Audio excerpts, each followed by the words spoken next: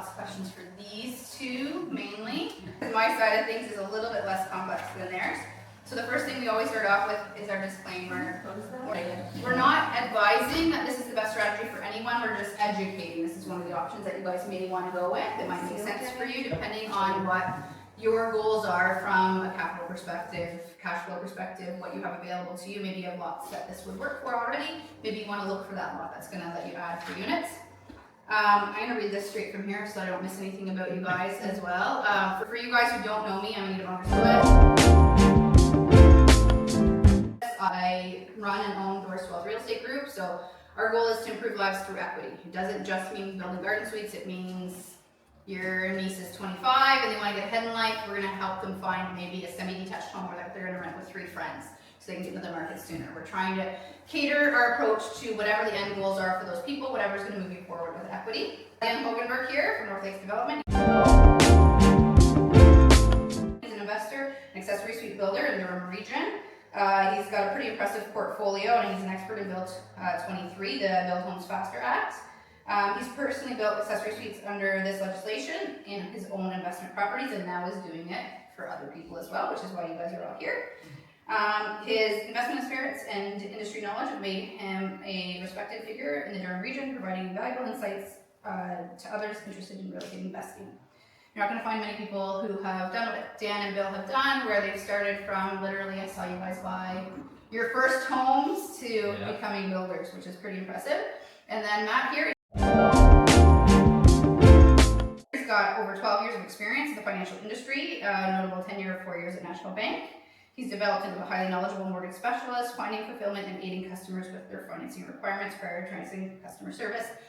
Matt's one of the few people at National Bank, so I can say National Bank can do this, but Matt in particular, because not everyone at National Bank can do this. He's one of the few people who's been able to help us with financing of garden suites because it is a lot trickier than you might think that it is.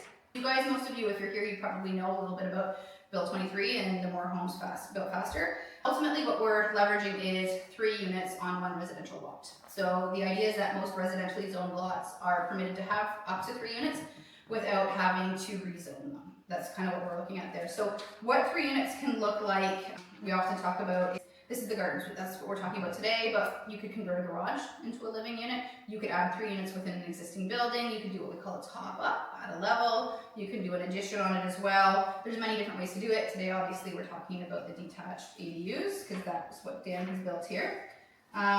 So just to give a little bit insight for Oshawa. So Dan will give you an idea of what this project really looks like, building it in Oshawa. This is the first one built in Oshawa. It's going to look different everywhere. They've built in Clarington as well, multiple units there in Clarington as well. It's different in Clarington. So Oshawa's requirements here, so what you guys probably need to know. First of all, Clarington has like a detached bylaw. For building this, they have a bylaw that relates to building this type of a unit. Oshawa doesn't have something specific to a detached living unit. They have an accessory structure bylaw.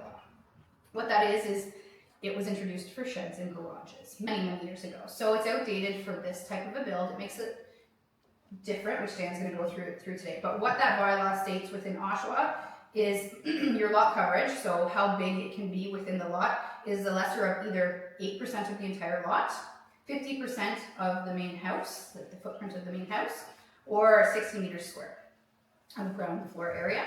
Setbacks are usually about 2 feet. That's this bylaw. Remember, wasn't meant for these types of buildings, but that's what the bylaw is in place right now. Building height typically from grade to roof peak is 14 feet 9 inches. We need at least 3 parking spaces. I know the last time we went through this we said 3 parking spaces, but I think it's 4. Oshawa's enforcing now. Enforcing 4, yeah. Yeah, and a parking space, if you guys don't know, in every municipality is a different size, as silly as that is. So you need to know what exactly your size of a legal parking space is here as well, which is 2.75 meters by 5.75 meters.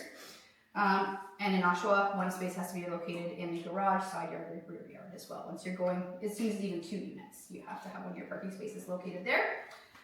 All spaces have to have direct street access, meaning like their own unique entrance to the street. So it can't be all in tandem or even a flared driveway. Sometimes that won't even work. Just keep 50% of your front yard as green space, landscaping, and 50% of your rear yard on a corner lot also must be maintained as green space. So this is the bylaw within which Dan or any builder has to work. and massage to make it work Yeah. to build this, because this wouldn't fit that. No. So, and then Dan can kind of go into maybe this build and what all of that means. Yeah, so why don't I start with that, so where we had to make adjustments for making this build work. So for this property in particular, we're a little bit bigger than what they allow. This one is 61 square meters. We got a variance because we've already had this design, so we figured we'd just keep going with that. And this one is a little bit too tall, so we're about 17 feet tall from grade to peak here. And we think getting the extra height really matters, because you basically can't build an accessory suite here with like a proper roof with their existing bylaw. You have, and you want a basement essentially. So if you want to have windows in the basement and then have a proper roof, like a gable roof, you're going to be over the 14.5.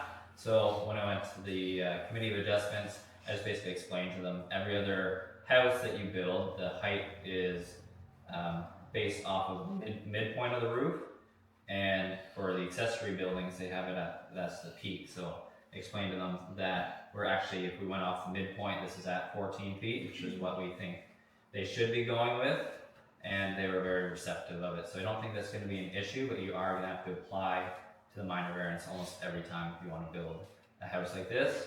Well worth $1,000, because you will get something typically quite a bit bigger and a better product as well.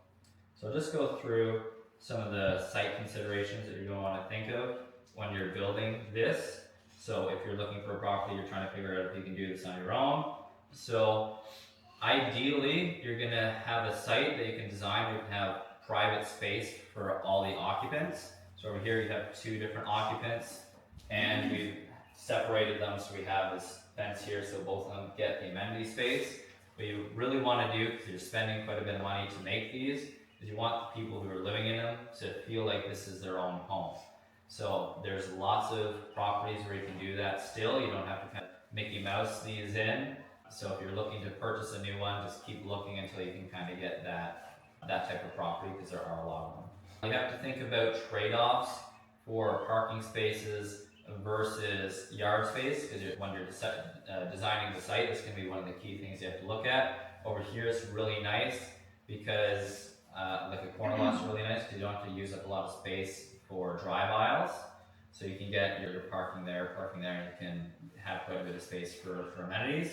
And then lastly, we're talking about garden suites today, but you should always consider, does it make more sense with the site design with parking and amenities to put the 3rd unit inside the existing home. So every single site that you're looking at is going to have a different answer for what's going to be the best thing that you can build there. And they do those We'll do builds, all. 2 additions, top ups, those things as well. Yeah. So we kind of went through determining viability there. So it's going to be based off of the size. There's going to be a few things that you're going to want to consider as well as you're checking the site. So you're going to want to be checking what side the utilities are on. It's more expensive if you bring in like a water line from across the street. Want to see if there's like a telephone pole or something like that where you want to put like a driveway, because it's quite expensive to move them. For the size of these projects, if you have to do that, it might make sense to find a different property if you're looking for one, and if you already own that property, then you have to really consider it, because it is fairly expensive moving any utilities that are already on site.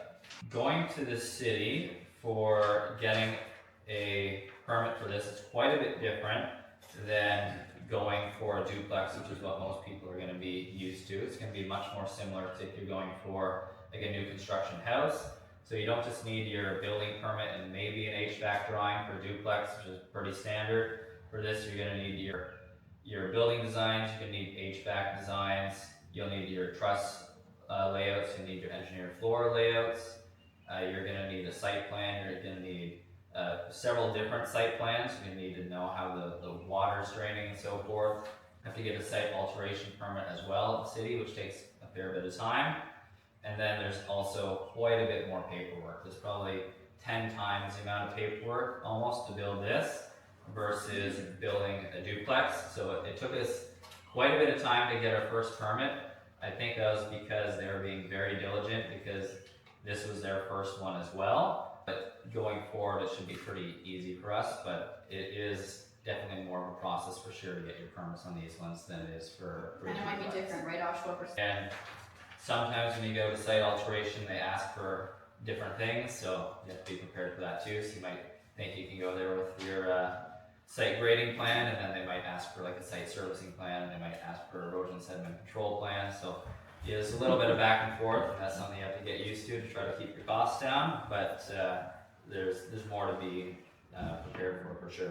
So a few things to consider when you're designing these, or if you're looking for someone to build them.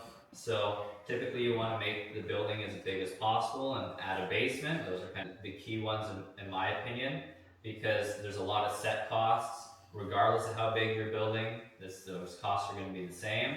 So a good example is Durham Region. They currently take a deposit that's $18,000 just to upgrade the water line from the city, and that does not include any of the work that we have to do to take that line to the house. So you're going to be well over $20,000 for your servicing, and if you build a 100 square foot coach house or a 800 square foot coach house, that costs the exact same.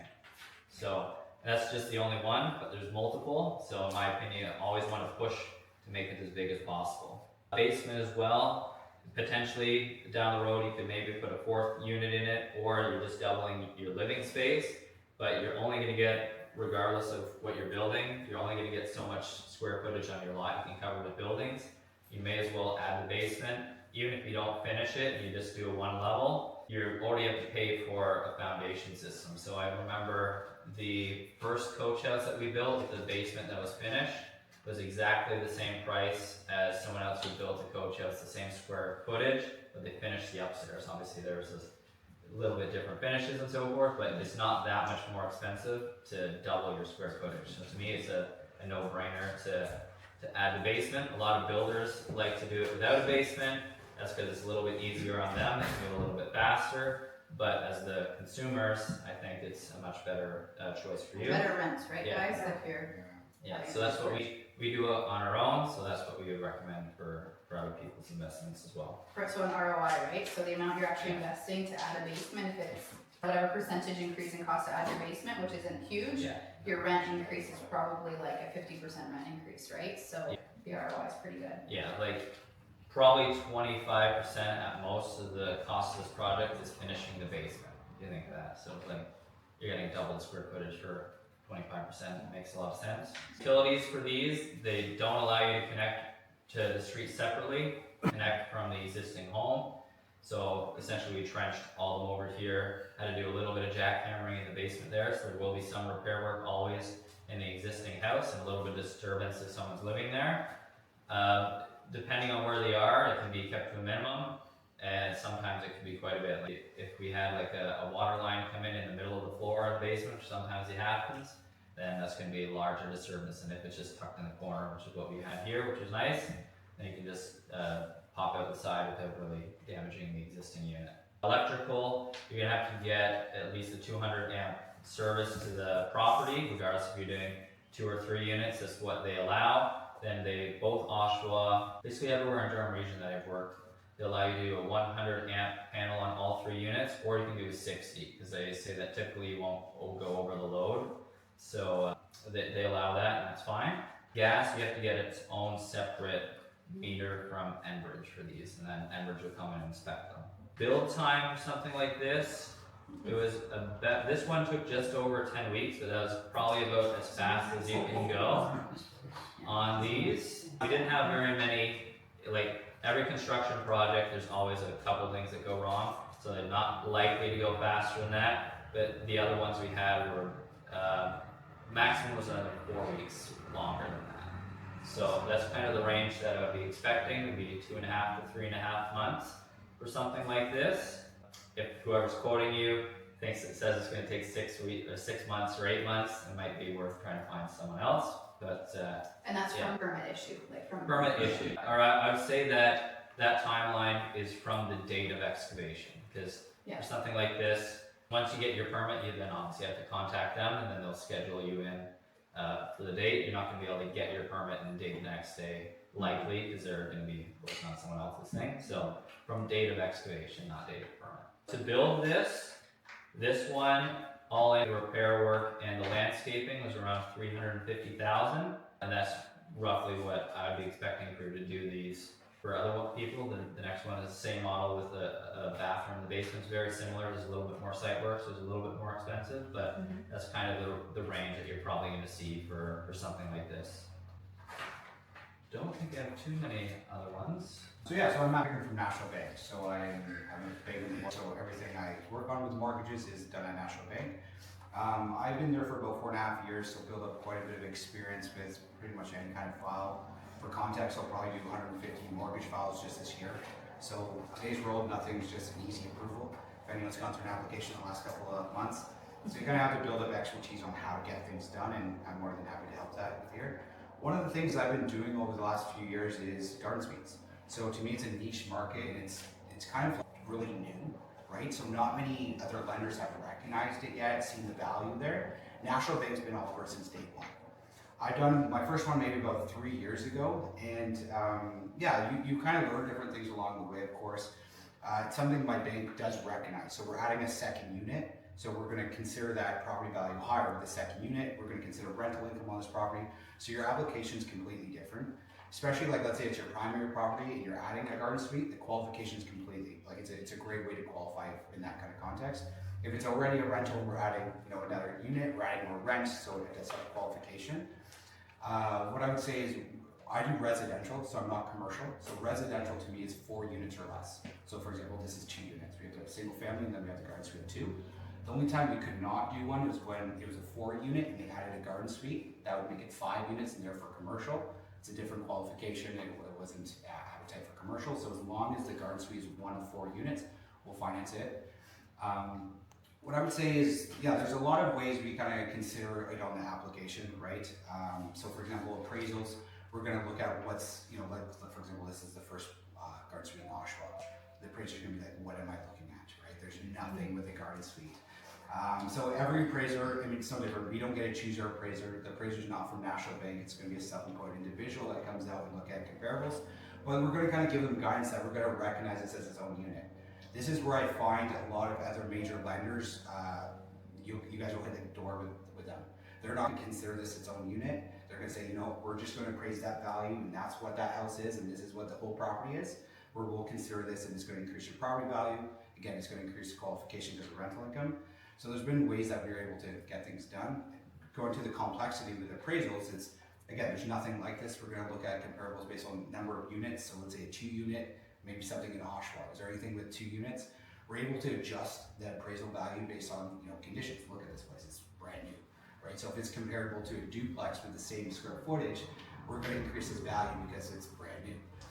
Same idea with livable square footage, right? So even like the basement, there's more square footage there. So as you start seeing like the square footage grows, it's going to be an increase on your appraisal value. For us, like it's something that we're doing, and like I said, it's not something I'm just sneaking in. It's that my bank appreciates it and allows us to do it. So we've had times where appraisals come back and say, no, this is a legal one. Like there's a 1 unit, and you guys added a second unit. We're appraising this as a single family. I've had my bank come in and say, no, this is a 2 unit. Appraise it as a 2 unit. All I need in hand is the permit. Right, so we'll have the permit for this. It doesn't even have to be the completed permit, it's just the original permit. This demonstrates the city is okay with this. And that's really where National Banks has been behind this, is if the city's recognized there's a need for housing and they're giving out these permits, why are we to not finance them, right? So we'll put the financing on it as long as we have the permit, and that's where the permit really is good to have in hand when the appraiser is saying it's a 1 unit. It's like, no, here's the ADU permit, it's a 2 unit, and we get that done. With these kind of properties, so for example, like something like this, I'm actually doing that application on this property. When we're going through the application, we're going to qualify with the rent in this unit. We may not have it done yet, right? So we may not have a lease in place. We're able to get a market rent appraisal for a property like this. Even let's say they're still doing renovations to the main unit, I'll get market rent probably no matter what because there's no fee to the client. So I'll say that unit will rent for X, this unit will rent for Y, and now I can use that market rent to qualify without having to get a lease in place. You guys may want to take your time getting the right tenants in here, especially if it's your primary. You may be like, I don't want to just have the first people come in, they're living in my backyard too, I want to make sure I have the right people. So there's ways we can help with the application to make sure we're showing the right numbers by using a market rent appraisal. Biggest questions I get around this is, can I just finance the garden suite? And unfortunately, no. So we finance the whole property. Right? So let's say there's a mortgage at Oshawa on the first unit, I have to pay out that mortgage to finance the whole property. So we wouldn't be able to just put a mortgage on the garden suite, we'd have to finance the full property. And there's ways we can really come up with solutions on how can you tap into your existing equity to build this, right? So to me, there's really 3 ways you can finance one of these. The first is, let's say you've owned the property for a couple of years and there's a lot of equity in it, maybe you have a small mortgage on it. Well, why don't we just go through the application and say, hey, you qualify for that extra 300, 400,000, pull it out, here you go, deposit it into your bank account, get going on the renovations, and you're done. If you want to refinance it after, we can, but here's the funds to build, and that's a great way if you have the existing equity. My most common one that I'm probably doing is customers that usually have already started their process and they're saying, oh, I didn't know a major lender can do these, this is awesome, I'm done in about a month, let's get the refinance application. So a lot of times they're using their own funds, whether it be maybe they have a home equity line of credit on the primary, maybe they have a bunch of unsecured line of credits, maybe they have some savings they tapped into. So really they're coming up with their own sources, even like, let's say for example, you guys have a prom note or a private loan on the property just to kind of get the bill done. Once the renovations are 100% complete, we can go in and put the mortgage on it, but me and the customer can start early to say, okay, we know we're going to get 80%, qualify for 80% on the forecasted value. Now we just need to wait till renovations are done. So we have to make sure the renovations are completely done by the time we order the appraisal, but there's a lot of pre-work you and I can do together to make sure we qualify. We got the approval in place, we know what rate you're taking, and there's a ton. The other option we have is renovation loan. So renovation loans, in my opinion, are very underutilized at our bank. It's a great program that we have that allow you to tap into future equity. Let's say, for example, there's already a mortgage on this place and it's more or less on the higher side. So there's not enough equity to pull out $300,000 to do the build. So what we do is we do a renovation loan where we pay out the existing mortgage, bring it over at an interest-only rate, and we submit a plan with the contract to say, we're going to spend $350,000 on the renovations. Here's the invoice. All you need to have is 15% of the renovation. So 15% of 350, let's call that, 55,000. I can help finance you for one of these builds with 55,000 in savings. That's it. How it does is multiple disbursements. I would say for anything over 150,000, it's probably 4 disbursements. So how it works is we'll pay out your original mortgage. It'll be interest only. So you have to have 15%. So you start with your 15% with your money to start the renovations. Once that's spent, you let me know. We'll get the inspector to come back in, validate that work's been done, and then we'll do that first draw of 25% of 350,000. The process just repeats until all the renovations are done. Once we get the appraisal back at 100%, that's when your agreed upon mortgage kicks in, your 3-year fix, your variable, whatever you guys want it to take at the end time. That's when it's all done. But it's a great way to finance something like this with bank money. The whole construction loan, it's interest only at a 6-month close rate. Today that's about 7.8. So you're comparing to taking a private loan at 12%. It's a much cheaper way. And again, that 7.8 isn't your final rate. It's just the construction loan interest only payments. So there's a few ways I can help with this. Let me know if anyone wants to have any one-on-one conversations to see what you qualify for, because that's really what it comes down to, right? Just because, let's say for example, there's a 500,000 mortgage on it and you're adding 400,000 value easily, doesn't mean you're going to qualify for it, right? So it comes down to what do we qualify on the application, how can we get there, and then is it either planning with a future refinancing, planning with a loan, what can we do to kind of help finance this? And again, my bank will recognize it as a property that will finance and you'll get that future value that you guys. So yeah, lots of stuff. There's a lot of information. So I would say don't hesitate to vote. Again, this is what I do all day, every day. Mortgage stuff. So there's How many of these files have you done, Matt, the garden suites now? So I've done garden suites probably since last summer. So 10 of them I've done. So I don't actually live in Oshawa. Despite the last name of Pickering, I don't live in Pickering, but if it makes you guys stick with the last name, no problem. So I've done them out in Bowmanville, here in Oshawa, Hamilton, Waterloo, really everywhere. And again, all the cities are recognizing it. Right? There's a need for it. So every city is going to have slightly different requirements. So that's why you kind of got to work with someone like Dan that knows what you need to do. But for us, for financing, you have the permit. Like you have to do a lot of stuff with Dan to get to that level to the permit. But for us, it doesn't really matter where it is. We can do it for sure. And he's not exaggerating the challenges with appraisals and getting financing on units or lots of garden suites.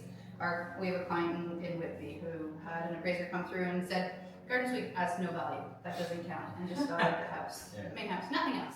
And that's ridiculous, right? So it is getting the appraisers, like this one, the owner of the property, I pulled comparables, and we're gonna try to push for actually a completely different property type to be used as a comparable, a two-story home instead, because it more adequately matches the square footage of livable space.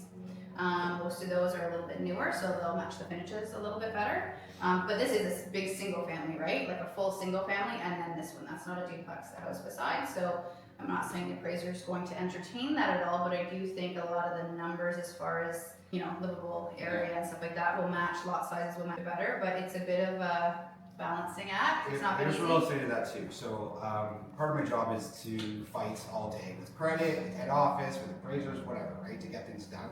I work for the bank, but I also work for the customer to make sure we can get something done. And I get to be on the way, so I get committed to it, right? So I would say most of my appraisals we're going to go back to and say, you know, just because they give me a value of X doesn't mean that's our final value. We're going to go back and we're going to argue it. We're going to have comparables to say, hey, you didn't look at these 2 units. What about these? Your comparisons you did, the square footage is, you know, our square footage is better than what you're using. We'll go back all day and argue it. So just because we get the first appraisal back doesn't mean that's a final value. There's a lot of tricks we've learned on how to try to get, you know, higher values, whether it be maybe ordering your own private appraisal, right? So we don't get to choose our appraiser, but maybe there's a low, you know, appraiser that's a little more familiar with these kind of properties. Get them to use our own report, and now we can have 2 reports that kind of battle back and forth. So there's more or less a couple of ways to get a thing. Hopefully it's less screaming and kicking than, you know, a normal file, but more than happy to do that for everyone. And I still haven't convinced Bill and Dan to sell one of these No, properties that's yet. He has created No. comparables, so for some reason they want to hold on to them for long. Once there's a sale, everyone's going to be refinanced. Right? Exactly. But Yeah, so- nobody wouldn't want to own, Yeah. you know, Oh, two. yeah. Yeah, which leads me to my question. So I just have a clarifying question, because it sounds like, well, or what I heard was the appraiser issue. And when they came in, they didn't appraise that house there any higher than it would have been. So whatever, like 900,000, that, because it has the garden suite. Is that, So that wasn't with my bank. So that the appraisal that was done was with another lender, which is why they were kind of having some issues.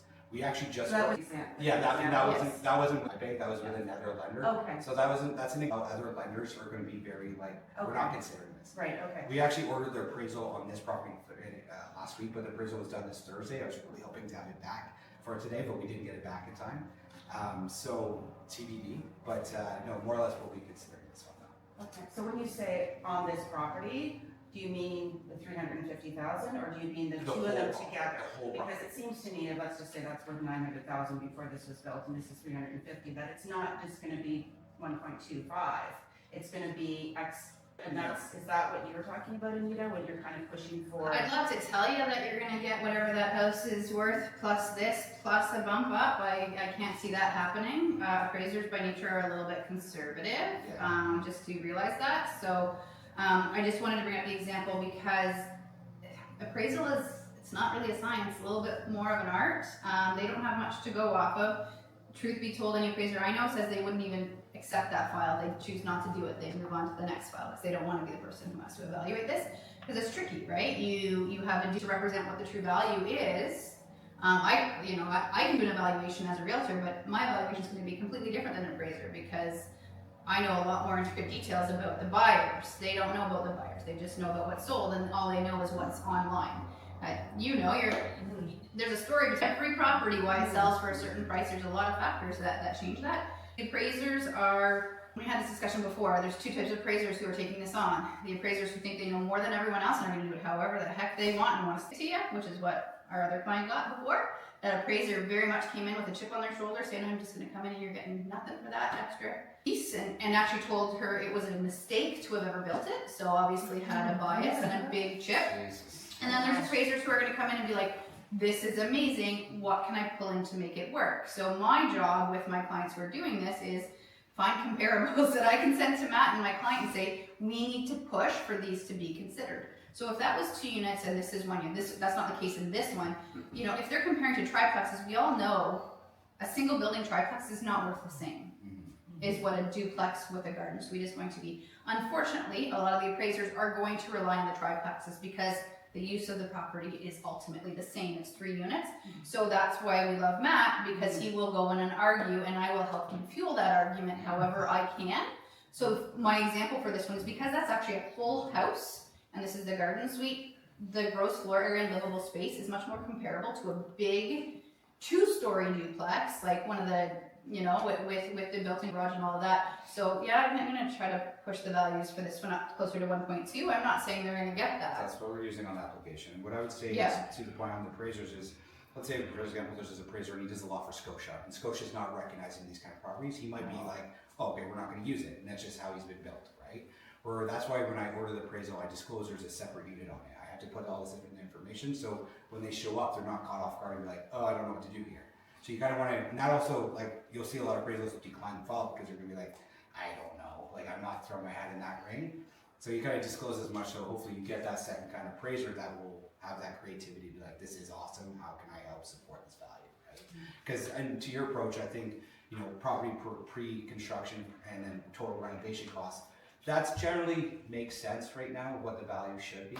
We do know, like, for example, I totally am aware that you're adding 350, spending 350, it should be worth more than 350, but let's take bigger values too, right? I don't think we'll be at that point until some properties sell and show that they're worth that to the consumer, right, to the buyer. So that's kind of where we are now. But that being said, what it costs to build this and what you get for rent out of this still makes it make Oh yeah, like far more sense than you're adding most a other things. $350,000 mortgage to build this versus, let's say, I've seen rental income anywhere from 27 to 33 a month.